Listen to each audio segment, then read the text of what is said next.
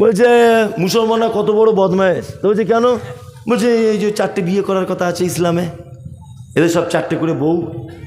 বলে কি বলে না? বলে আসলে যারা এগুলোকে বলছে এগুলো ভুল নয়। আল্লাহ সুবহানাহু ওয়া তাআলা যে পদ্ধতিতে বিচার করেছেন বা এখানে ফয়সালা দিয়েছেন, এটা যদি একটু ব্যাখ্যা বিশ্লেষণ করা যায় আপনি অবাক হয়ে যাবেন যে পদ্ধতি কেন এ পদ্ধতি। ইসলামে 4টে বিবাহ করার অনুমোদন আছে শর্ত সাপেক্ষে। কি বললাম বুঝলেন না? হুকুম নেই যে করতেই হবে, এরকম হুকুম নেই।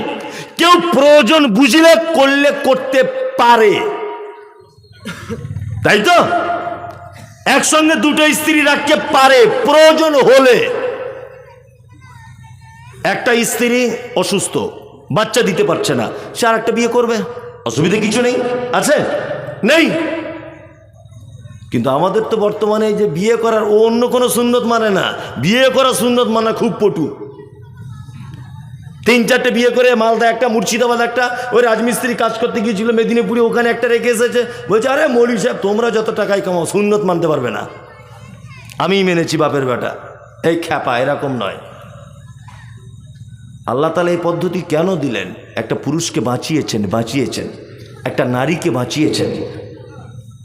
এর ব্যাখ্যা বিশ্লেষণ যদি যান আপনি অবাক হয়ে যাবেন, একেবারেই অবাক যে সত্যি তো এটা তাই।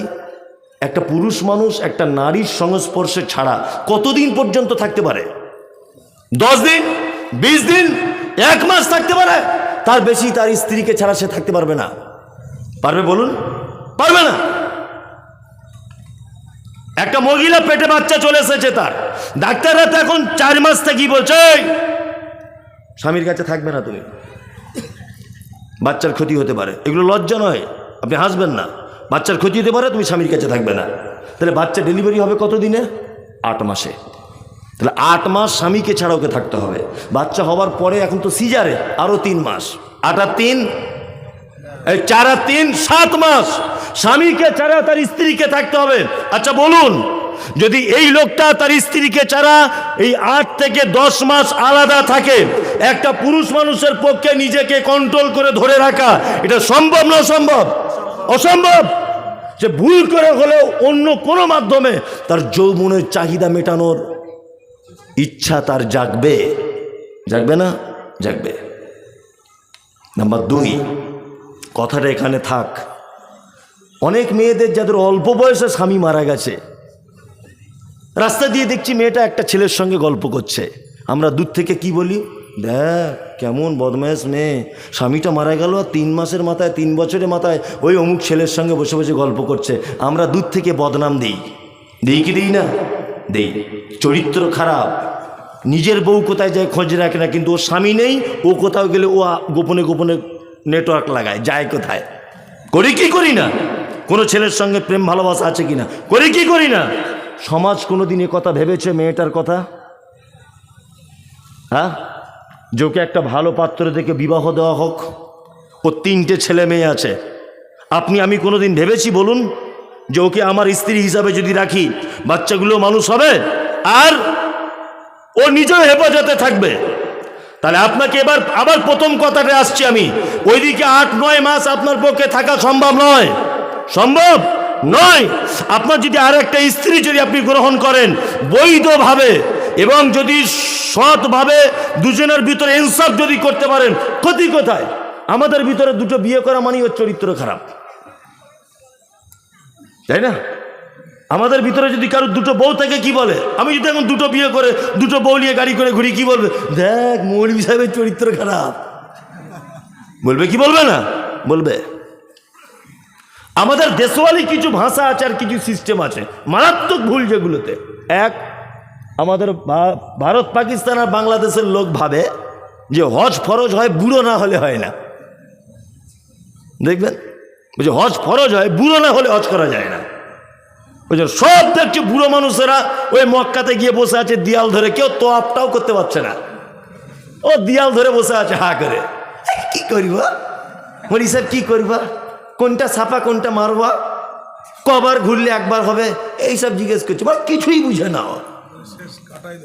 কি বলছি বুঝতে পারছি না? ওর কোনো কাজ নেই, ও ও মক্কায় গিয়ে বসে আছে। আরে তোমার যখন বয়স 25, 26, 27 বছর তখন যাও, তখন যাও। এই রীতিনীতি এইসবগুলো চেঞ্জ করতে হবে, সামাজিক বিচার বিশ্লেষণ এগুলো বিবেচনা করতে হবে। ইসলাম যে পদ্ধতির কথা বলেছে আপনাকে আমাকে বাঁচিয়েছে, বাঁচিয়েছে কি বাঁচায়নি? বাঁচিয়েছে। আপনাকে পাপ থেকে বাঁচিয়েছে, একটা নারীকে পাপ থেকে বাঁচিয়েছে। আল্লাহু আকবার।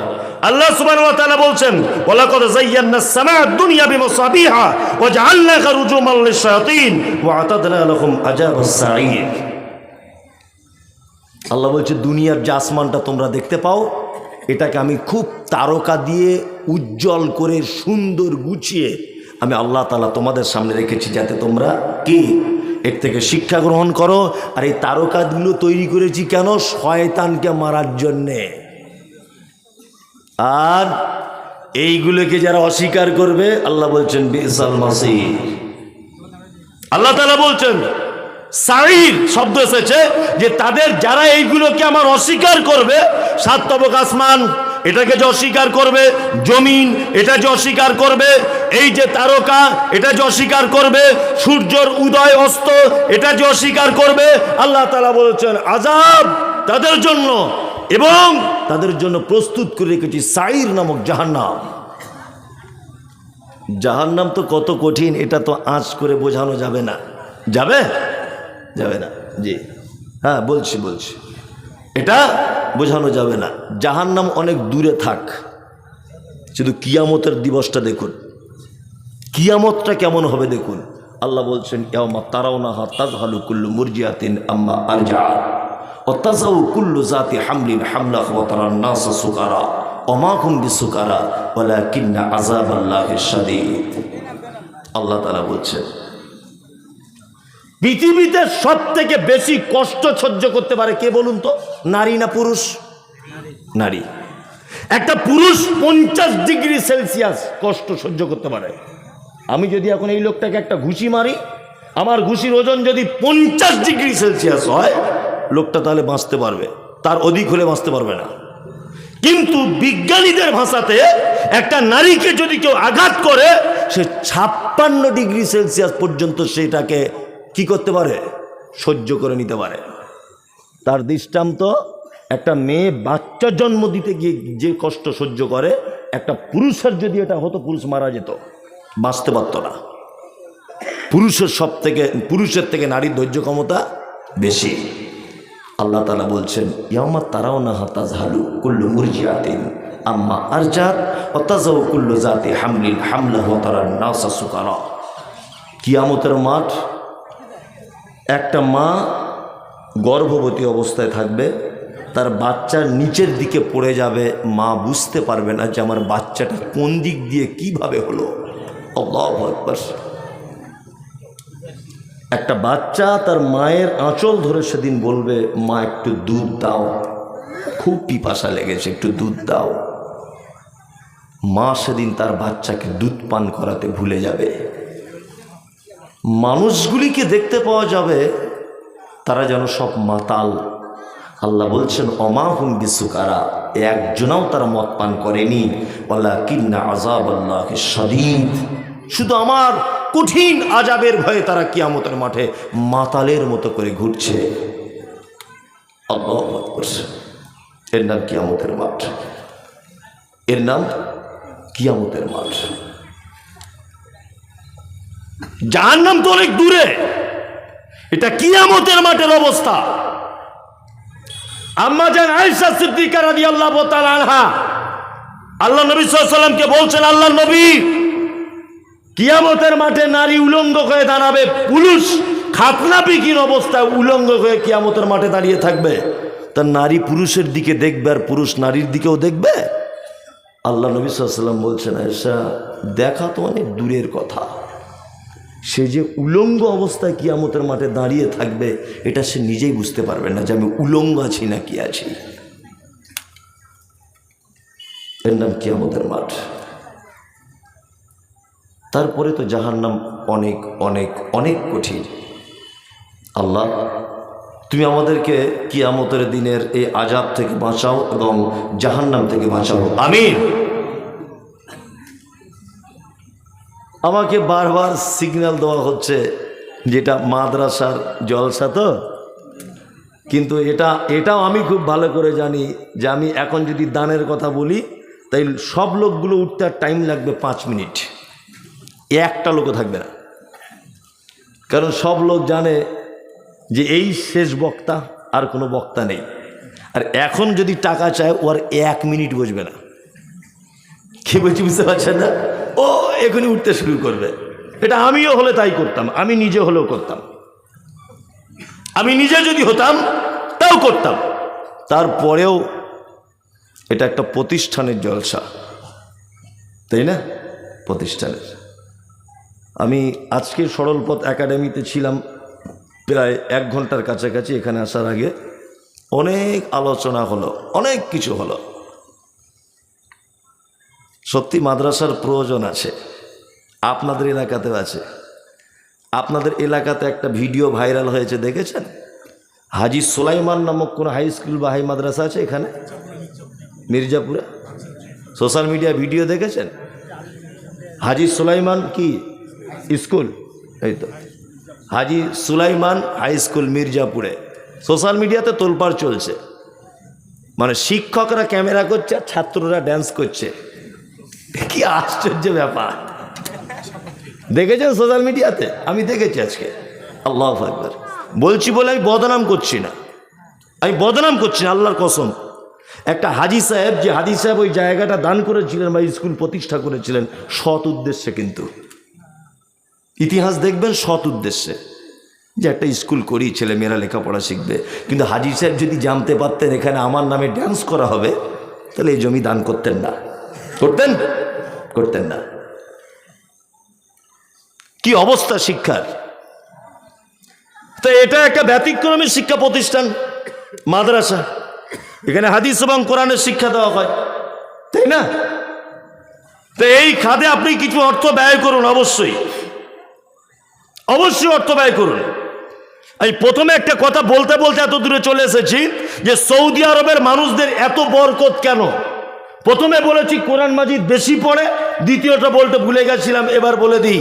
আপনি মক্কা থেকে, কাবা থেকে বার হয়ে দেখছি প্রখর রোদ্দুর, টিকা যাচ্ছে না রোদের ঠালাতে। স্কুলের ছাত্ররা দেখছি স্কুল ব্যাগে পিছনে করে 500 গ্রামের পানির বোতল নিয়ে হাজি সাহেবদের বিলি করছে। হাজি হাজি হাজি পানির বোতল। এশার নামাজ পড়ে বার হচ্ছে, দেখছি বিরিয়ানির প্যাকেট গাড়িতে করে ফ্রি বিতরণ, যে যত পারছে খাচ্ছে। এখানে কেউ হাজি সাহেব থাকলে জানতে পারবে, ফ্রিতে। মানে দানের ব্যাপারে হাত এত লম্বা, আল্লাহ মনে হচ্ছে এত সম্পদ ওদের ঢেলে দিচ্ছে। আর এটা একদমই বাস্তব। আপনি যদি দান করেন, যেটা আপনার পাওনা ছিল না সেটা পেয়ে যাবেন, এটা পরীক্ষিত। আমি এ কথা সব জায়গাতে বলি। লাস্টে 5 মিনিট মরা মানুষের মতো বসুন, নড়াচড়া করবেন না। খুব গুরুত্বপূর্ণ একটা কথা বলে দিই। পৃথিবীতে 2টো মানুষের মাধ্যমে জান্নাত যাওয়া যায়। কটা মানুষ? 2টো মানুষ। এদের মাধ্যমে জান্নাত যাওয়া যায় সেবা যত্ন করে। 1 আব্বা, 2 মা। এদের সেবা যত্ন করলে জান্নাত যাওয়া যায়। মায়ের পায়ের তলায় জান্নাত। খুব বেশি করে সেবা করবেন। করেন তো? এলাকার মানুষ করেন তো? করেন না? যারা পারে তারা করে, বলছে যারা পারে তারা করে। আলহামদুলিল্লাহ, ভালো। তবে বেশিরভাগই করে না, তাই না? বেশিরভাগই করে না। অবহেলা, তুচ্ছ তাচ্ছিল্য করছে। কি করছে না? করছে। 4 যদি ভাই হয়, 5টা যদি ভাই হয়, বাপ মাকে খেতে দিচ্ছে। পালি সিস্টেম। ওর বাড়ি 10 দিন, এর বাড়ি 10 দিন। মানে সিস্টেম থেকে মনে হচ্ছে যেন ওর বাপ মসজিদের ইমাম আর ওর মা মুয়াজ্জিন, তাই না? মনে হচ্ছে 10 দিন করে সিস্টেম করেছে। 12 দিন হয়ে গেলে বড় বড় চোখ বার করছে বৌমারা। আবার কেউ কেউ বলে দিচ্ছে, আমাদের তরকারি কি খুব মিষ্টি, ছেড়ে যেতে মন চায় না। এই তো দাদুকে বল, ক্যালেন্ডার দেখে খেতে পারেন আজ ক তারিখ? 12 তারিখে আমাদের বাড়ি শেষ, আজ 13 তারিখ হয়ে গেল। বলছে কি বলছে না? বলছে। এটা সব জায়গাতে বলি, আজকেও বলবো, শুধু মাদ্রাসা বলে বলছি। আপনারা 4 ভাই, চারটে, চার ভাই আপনারা দিল্লিতে কাজে গেছেন রাজমিস্ত্রির। তা রাজমিস্ত্রি কাজে ঈদের এক সপ্তাহ আগে বাড়ি আসছেন। আপনি আপনার স্ত্রীকে ফোন করে বলছেন, হ্যালো হ্যালো রোকাইয়া, শুনছ, শুক্রবারে বাড়ি যাব, তোমার জন্য কিছু নিয়ে যাব। বলছি, উড়ি বাবা, নিয়ে আসবে না মানে? লাল টকটকে একটা শাড়ি, ছেলের জন্য একটা প্যান্ট, মেয়ের জন্য একটা চুড়িদার, আমার বোনের জন্য দুটো চুড়িদারের কাপড় নিয়ে আসবে, মানে শাড়ির জন্যে। সব কেনাকাটা রেডি। ওর স্ত্রী আবার ফোন করেছে ব্যাকে, কেনাকাটা ঠিকঠাক করে করেছো তো? সাইজগুলো দেখে নিয়েছো তো? হ্যাঁ, হবে তো ঠিকঠাক? ও বলছে সব কেনাকাটা রেডি। তা বলছে তুমি কি দোকান থেকে বার হয়েছো? বলছে না, বার হইনি, ওই আব্বার জন্য একটা লুঙ্গি ঈদের দিনে পরবে আর মায়ের জন্য একটা শাড়ি পছন্দ করছি। তখন ওর স্ত্রী ধুমকি দিয়ে বলছে, কেন তুমি কেন শাড়ি জামা কাপড় প্রতি বছরে কিনবে? আর তিনটে ভাই চোখে দেখতে পাই না? বাড়ি চলে এসো, কিনতে হবে না, তোমার যা কেনাকাটা হয়েছে হয়ে যাবে, আমাদের চলে এসো। চার ভাই, তাদের বউ এরকম হুমকি দেওয়ার কারণে চারজনাই বাড়ি চলে এসেছে। ঈদের দিনে মসজিদে সকালে মাইক আওয়াজ হচ্ছে, আল্লাহু আকবার আল্লাহু আকবার, লা ইলাহা ইল্লাল্লাহ, আল্লাহু আকবার আল্লাহু আকবার, ওয়ালিল্লাহিল হামদ। হয় না? সবাই নতুন জামা পরে ঈদগাহে যাচ্ছে। তোমার আব্বার বয়স 85 থেকে 90, তোমার মায়ের বয়স প্রায় 80-র কাছাকাছি।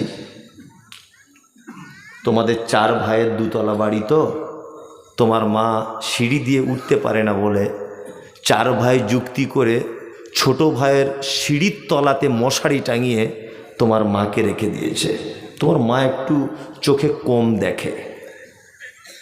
ঈদের দিনে সবাই যখন চলে যাচ্ছে, তোমার মা তখন কাঁদো কাঁদো কণ্ঠে তোমার আব্বাকে ডেকে বলছে, সাইফুলের আব্বা, তুমি নামাজ পড়তে যাবে না? বলতে যাবো তো, কিন্তু জামাটা খুঁজে পাচ্ছি না, কোথায় আছে। তোমার মা মশারির ভিতর থেকে আস্তে আস্তে আস্তে আস্তে করে বার হয়ে পুরাতন বাক্সতে গত বছরের একটা পাঞ্জাবি ছিল, বার করে দিয়ে বলেছে, তুমি যাও। হাতে লাঠি নিয়ে আস্তে আস্তে করে তোমার আব্বা ঈদগাহ পর্যন্ত গেল। নামাজ পড়া শেষ হয়ে গেল, তুমি ছেলে মেয়ে নিয়ে বাড়িতে খাসির মাংস, পোলাও, বিরিয়ানি করে খাচ্ছ। তোমার আব্বা লাঠি নিয়ে আস্তে আস্তে করে এসে তোমার মেন গেটের সাইডে অনেকটা হেঁটেছে বলে একটু রেস্ট করছে। দুপুর 2টো পর্যন্ত বসে আছে বুড়ো মানুষটা। 4টে বৌমা, কেউ এক পেয়ালা গোস্ত আর 2টো রুটি দিয়ে গেল না। তোমার মা দুপুর 2টো পর্যন্ত মশারির ভিতরে শুয়ে আছে, কেউ তুলে ঈদের দিনে গোসল করিয়ে পর্যন্ত দিল না। কেন এই অবস্থা? তোমার আব্বার মাত্র আজকে রাজ সিংহাসনে বসে থাকা উচিত ছিল। 4-4টে বেটা, 6টা-7টা পোতা, 4-4টে বৌমা, তারপরেও তোমার আব্বা মায়ের এই অবস্থা কেন? হ্যাঁ, পৃথিবীতে সব থেকে যদি বেশি অপরাধিনী বা অপরাধ যদি কেউ করে, তোমার আব্বা তোমার মায়ের থেকে বদমায়েশ আর খারাপ লোক পৃথিবীতে কেউ নেই। ওই জন্য ঈদের দিন আজকে তাদের এই অবস্থা। তোমার মায়ের অপরাধের কথাটা একটা একটা করে বলি। তোমার মায়ের অপরাধ কি জানো?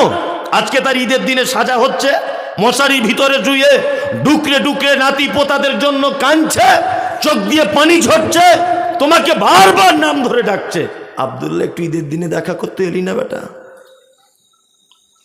আবু সুফিয়ান একটু আমার নাম ধরে ডাকলি না মা বলে? কোথায় তোরা?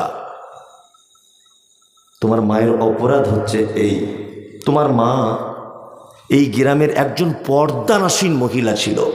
জীবনে কোনোদিন কোনো পরপুরুষের সামনে মুখ তুলে কথা বলতো না, কোনোদিন। পুরুষ মানুষ দেখলে ঘোমটা দিয়ে দূরে চলে যেত, এত লজ্জাবতী মহিলা। কিন্তু তোমার মতোই বদমাশ ছেলেকে জন্ম দিতে গিয়ে বহরমপুর সদর হাসপাতালে পরপুরুষের সামনে সায়া ব্লাউজ খুলে উলঙ্গ হয়ে বেডে শুতে হয়েছিল তোমাকে ডেলিভারি করার জন্যে। তোমার মায়ের জীবনের প্রথম অপরাধ যে তোমার জন্য তোমার যে মা মুখ দেখাতো না, সে মা তার লজ্জাস্থান দেখিয়েছে পরপুরুষ ডাক্তারকে। এটা তোমার মায়ের জীবনের প্রথম অপরাধ। তোমার মায়ের দ্বিতীয় অপরাধ কি? না, তোমার মায়ের মাথার চুল কালো কুচকুচে, হাঁটু পর্যন্ত দুলতো। পাড়ার মেয়েরা তোমার মায়ের মাথার চুল দেখতে আসতো মাঝে মধ্যে। ডাক্তারবাবুরা যখন সিজার করে তোমাকে পৃথিবীর আলো যখন দেখিয়েছে, তোমার মায়ের কালো কুচকুচে কোমর পর্যন্ত দোলানো চুল ওর লাল রক্তে জমাট বেঁধে গিয়েছিল। এটা তোমার মায়ের দ্বিতীয় বড় অপরাধ। তোমার মায়ের 3 নম্বরের অপরাধ, তোমার মা জীবনে ভয়ে কোনোদিন ইনজেকশন পর্যন্ত ডাক্তারের কাছে নিতে পারতো না। কিন্তু তুমি যখন পেটে ছিলে, যখন মায়ের বেদনা শুরু হয়েছে, ডাক্তারবাবুর কাছে গিয়েছে, ডাক্তারবাবু বলছে মা তোমার পেটের ভিতরের বাচ্চাটা সোজাসুজি থাকার কথা, আড়াআড়ি করে লেগে গেছে, এখনই তোমারকে বাচ্চা মারা যেতে পারে।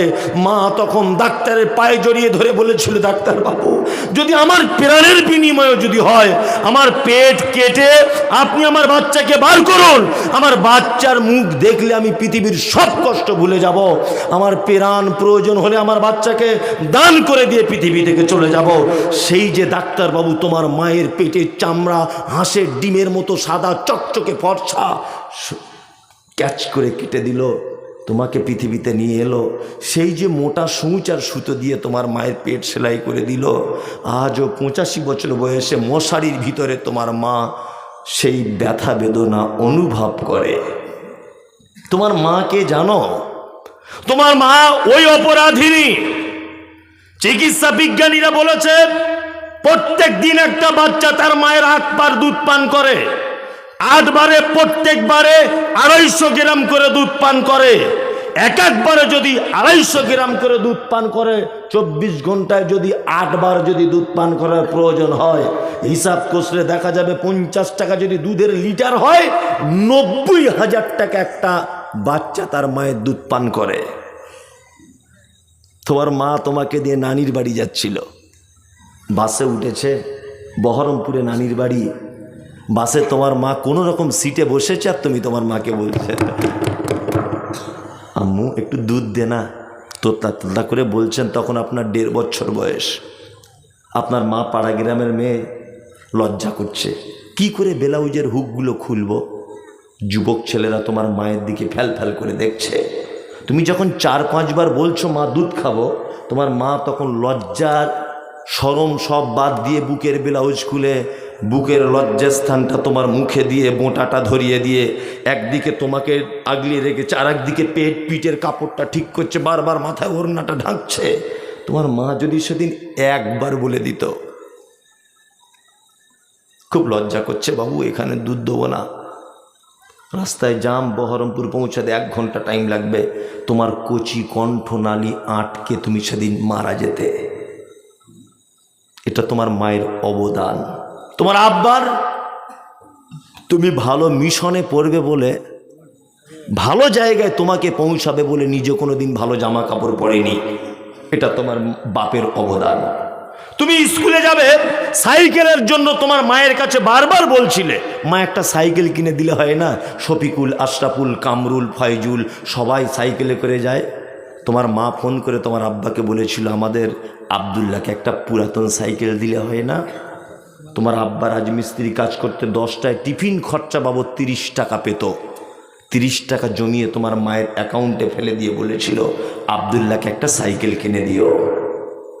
এটা তোমার আব্বা, এটা তোমার আব্বা।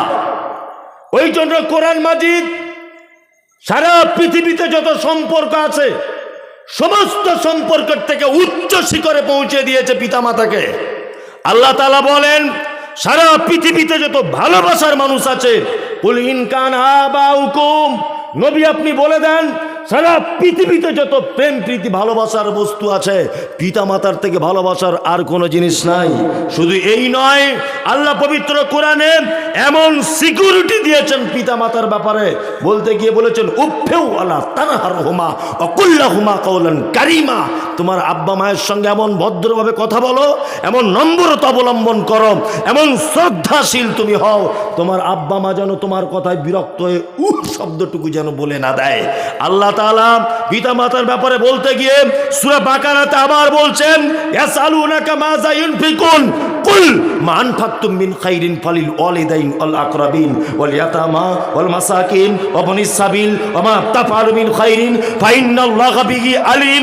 নবীজিকে জিজ্ঞাসা করা হচ্ছে, নবী সাল্লাল্লাহু আলাইহি ওয়াসাল্লাম আপনি বলুন, সারা পৃথিবীতে আমরা যত টাকা পয়সা ব্যয় করি, যত টাকা পয়সা আমরা দান ধন করি, উত্তম দানের জায়গা কোনটা, উত্তম খরচা আমরা কি করি? আল্লাহ নবী সাল্লাল্লাহু আলাইহি ওয়াসাল্লামকে বলা হচ্ছে, নবী আপনি বলুন, কুল মা আনফাকতুম মিন খাইরিন ফালিল ওয়ালিদাইন। পৃথিবীতে একটা মানুষ যত টাকা পয়সা ব্যয় করে, মাদ্রাসা, মসজিদ, মক্তব, অনাথ আশ্রম, এতিম, ফকির, দুস্থ, ফকির, অভাবী, বিধবা, যাদেরকে যে পর্যায়ে মানুষ দান করে, আল্লাহ তাআলা বলছেন তুমি তোমার পিতামাতার জন্য যে টাকাটা খরচা করো, এর থেকে পৃথিবীতে উত্তম ভালো দানের জায়গা আর কোনো জায়গা নেই, এর থেকে উত্তম খরচা করার জায়গা আর কোনো জায়গা নেই। তাই বলে আমি বলেছি এ কথা আগে, মাদ্রাসায় 1 টাকা দান করলে 1টা নেকি হতে পারে। জলসা থেকে বাড়ি যাওয়ার সময় ওই 1 টাকা দিয়ে আপনার মায়ের জন্য একটা দাঁতন কিনে নিয়ে যান, 10 লক্ষ নেকি আশা করতে পারেন। এটা আল্লাহর ভাষা অনুযায়ী উত্তম খরচা করার জায়গা। 2-5 জন মানুষ বলিয়েন তো ভাই যে আমি এই মাদ্রাসায় আমার আব্বা মায়ের জন্য আমি 10,000 টাকা নিয়ত করছি, আমার আব্বা মায়ের জন্য দেব। একটা লোক বলুন তো যে 90,000 টাকা দুধ খেয়েছি, আপনি যখন বলছেন মৌলানা আমি আমার আব্বার মায়ের জন্য দেবো, এই 10,000 টাকাটা দিয়ে দিলাম। একটা লোক বলুন দেখি, কেউ আছেন? হ্যাঁ, একটা লোক বলুন তো দেখি যে আমি আমার আব্বা মায়ের জন্য দিব, একবারে না হয় 2 বারে দিব। নাই, আসলে বোকামিটা আমারই হচ্ছে। একটা জমিতে বারবার তো চাষ দেওয়া ঠিক নয়। তারপরেও এখন বিভিন্ন জনের হালের বিভিন্ন রকমের কোয়ালিটি থাকে, তো তাই না? আউয়ালের যেটা ছিল ওর কোয়ালিটিতে করেছে, আমি এমনি আদায় টাদায় করতে পারি না খুব একটা, তারপরেও আপনাদের কাছে আবদারটা রাখলাম, কেন আমার তার আবদার করতে পয়সা লাগছে না, ওই জন্য করলাম। একটা লোক অন্তত 5,000 টাকা একদম হাতটা তুলে বলুন যে আমি আমার আব্বা মায়ের জন্য আমি দেব, তারা বেঁচে থাক বা মারা যাক, আমি নিয়ত করলাম। একটা লোকও যদি হতেন আমি আজকে নিজেকে খুব ধন্য মনে করতাম যে একটা লোকও বাপ মায়ের কথা বলে মনটা নরম হয়েছে। কেউ নাই তো? যাই হোক, এখন একটা লোক যদি অন্তত হাতটা তুলে বলতেছে আমি 1-2 হাজারও দিব, তবুও মনটা সান্ত্বনা দিতাম। আসলে সবাই দিয়ে দিয়েছে, এটাই হচ্ছে মেন ব্যাপার। তারপরেও লিস্টে কিছু আছে, বেনামিতে মৃত বাবার জন্য দিয়েছেন 10,000 টাকা। আল্লাহুম্মা সাল্লি আলাইহি আল্লাহুম্মা বারিক আলাইহি। এটা হচ্ছে উত্তম দোয়া। আমরা সত্যি এগুলো মানে একটু বর্জন করুন আস্তে আস্তে। আমি এগুলো করেছি আগে, ওগো আল্লাহ দয়াময়, বিশাল সুরটার করে এই দোয়া টোয়া করা, এগুলো ইসলামে নেই, তাই তো শেখ? ইসলামে নেই। এমনি কেউ দান করলো, আল্লাহ তুমি তার মালে বরকত দাও, এতটুকুই, তাই না? আল্লাহ তার পরিবারে বরকত দান করো, এতটুকুই। আমরা আবার এমন মানে ওই যে সে বলেছি বেদাতার পায়খানার আতরে একটা ঘটনা, মানে ভুল করে করে এমন পর্যায়ে পৌঁছে গেছি যে ওইটা না করলে আমাদের আরাম হয় না। আশ্চর্য ব্যাপার। জি, এটা ইসলামের পদ্ধতি নয়। কে কে দিয়েছে? বেনামিতে দিয়েছে, মানে দোয়া করার দরকার নেই, কারণ ও তো নাম জানাতেই চাইছে, দোয়া কি করব। তবে যে দিয়েছে আল্লাহ তুমি তার মালে বরকত দাও, আমিন। ফের একজন বেনামিতে স্বামীর নামে দিয়েছে 5,000, মানে স্ত্রী বেঁচে আছেন উনি, আল্লাহ ওনার স্বামীর কবরকে তুমি প্রশস্ত করে দাও, কবরে আযাব থেকে বাঁচিয়ে দাও। বলুন আমিন, আমিন বলুন, আমিন বলুন, আমিন। আর একজন বেনামিতে দিয়েছেন 3,000 টাকা, আল্লাহ তুমি এ দাতার দানকে কবুল করে নাও। সিমরান মায়ের নামে দিয়েছে 500। ভাবিয়েন না মনে হয় আমি শুরু করে করে দোয়া করবো, এটা ভাবিয়েন না, এইভাবেই বলে দিচ্ছি।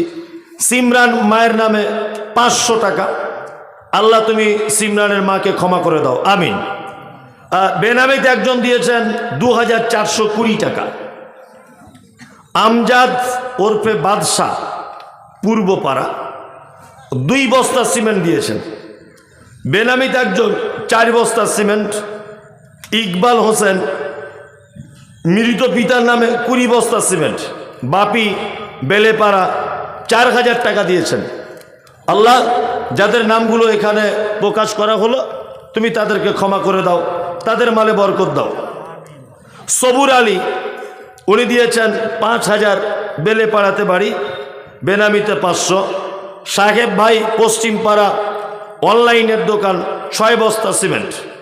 বেনামিত মৃত বাবার নামে 400 কি সেফটি পাথর, এইটা একটা দান এসেছে। নাসির ভাই 1 কুইন্টাল রড। নিয়ত করুন 2 তলার ছাদটা হবে, এটা সাদকায়ে জারিয়া। খুব বড় দান, খুব বড় দান। অন্তত 1-2 বস্তা 4 বস্তা সিমেন্ট নিয়ত করুন যে আমি দিব। আরে দিয়েছেন, আবার একবার বলুন যে আমি আরো 1 বস্তা দিব, আব্বা মায়ের জন্যই দিব। এটা সাদকায়ে জারিয়া হয়ে যাবে ইনশাল্লাহ। আসুন ভাই, আপনি 1 বস্তা পারেন তাই দেন। মাদ্রাসা কমিটি তো বলছে না যে 1 বস্তা হলে নিব না, বা 20 টাকা হলে নিব না, এরকম তো কোনো ব্যাপার নাই। যা আছে আপনি তাই দেন, 10-20 টাকা। জি, হালিম, ও আব্দুল আলিম শেখ 1000 টাকা। আল্লাহুম্মা সাল্লি আলাইহি আল্লাহুম্মা বারিক আলাইহি। ও মাশাআল্লাহ, একজন 100 টাকা দিয়েছেন। ওনার কাছে যা আছেন উনি তাই দিলেন।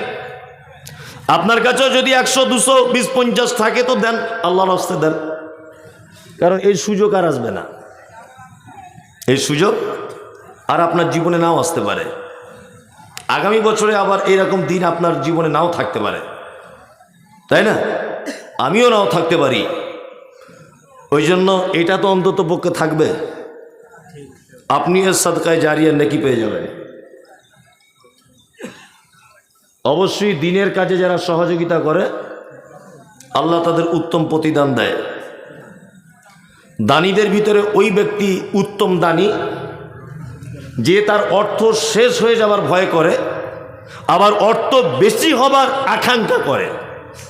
অর্থাৎ গরিব হয়ে যাব এই টাকাটা দিয়ে দিলে, এই ব্যাপারে ভয় করে। আর এই টাকাটা থাকলে আরো টাকা বেড়ে যেতে পারে এই আশা করে। এই মুহূর্তে যদি কোনো মানুষ দান করে, এটা হচ্ছে উত্তম দান। আসুন ভাই, কেউ আছেন? দেন, এই হচ্ছে ভালো। একজন 20 টাকা দিয়েছেন, তো আলহামদুলিল্লাহ, আলহামদুলিল্লাহ, কোনো সমস্যা নেই। তো আপনিও 10 টাকা দেন। 10 টাকা করে যদি এখানে 500 জন লোক দেন, তাহলে তো হয়ে গেল অনেক টাকা, অনেক টাকা হয়ে গেল। দেন, যার কাছে যা আছে একটু আনুন, মেহরবানি করুন। এটা একটা প্রতিষ্ঠান, আলহামদুলিল্লাহ। দেন, কি নাম তোমার? একজন 30 টাকা দিয়েছে, একজন 100 টাকা দিয়েছেন। আল্লাহ, তুমি এদের দানকে কবুল করে নাও। আল্লাহুম্মা সাল্লি আলাইহি আল্লাহুম্মা বারিক আলাইহি। আল্লাহ, যারা দান করছে তাদেরকে সুস্থতা দান করো। আর যারা দান করতে পারছে না, হয়তো তার আর্থিক অবস্থা খারাপ, আল্লাহ তুমি তার মালে বারাকা দান করো, আর আগামীতে করার তৌফিক দান করো। আর যারা করছেন, বিশেষ করে এটা আপনাদের কাছে একান্ত আবেদন এবং একটা মারাত্মক ঘোষণা যে দান যখন করবেন আপনার আব্বা মায়ের জন্য বেশি করে করার চেষ্টা করবেন। সবসময় তো আব্বা মায়ের জন্য বেশি করে দান করবেন।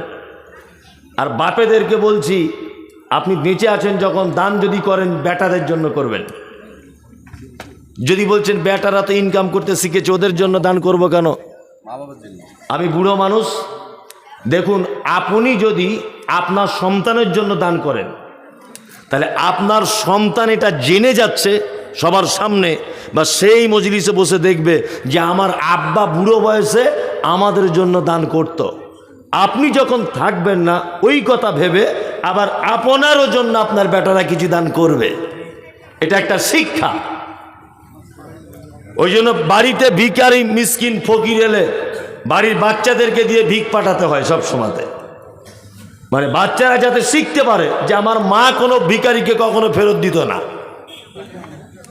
এটা শিক্ষা।